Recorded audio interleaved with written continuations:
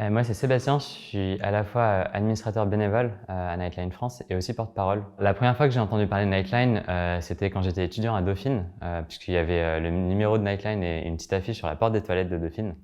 Et puis pendant le confinement, j'ai voulu me réengager justement sur les questions de santé mentale. Et donc j'ai vu une newsletter passer et je me suis dit, bon bah ok, c'est parti, et puis je suis devenu bénévole écoutant. Alors la première chose qu'il faut savoir, c'est que Nightline, c'est une asso bénévole avant tout, donc elle a été créée par des bénévoles. Et donc forcément, les bénévoles sont très présents et c'est ceux qui drivent beaucoup les activités de l'association. Et notamment, une de ces activités-là, c'est la ligne d'écoute. Donc moi, je suis devenu, quand je suis rentré chez Nightline, je suis devenu avant tout bénévole écoutant.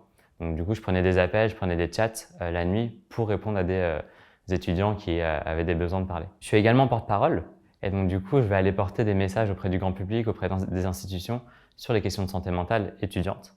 Et puis donc le rôle de l'équipe salariée là-dessus, de l'équipe permanente, c'est vraiment de venir m'outiller, venir m'accompagner dans une optique justement que je devienne assez autonome dans mes prises de parole, dans ma capacité aussi à m'engager chez Nightline. L'ambiance chez Nightline, pour moi, elle est drivée par deux valeurs. La première, c'est vraiment la valeur de bienveillance. C'est-à-dire que dès qu'on prend un appel, dès qu'on prend un chat, dès qu'on se voit avec d'autres bénévoles ou même avec l'équipe salariée, il y a toujours la question de comment ça va vraiment. Et ça, c'est hyper important. Et toujours la question aussi de vraiment prenons le temps de t'écouter. Et l'autre valeur pour moi, c'est vraiment la question de l'entraide. L'entraide entre salariés et bénévoles, l'entraide entre bénévoles et bénévoles, et qui va en fait plus loin. On devient amis, on devient potes, et puis on vient vraiment créer une communauté où on se fait des week-ends ensemble, on se fait des verres ensemble.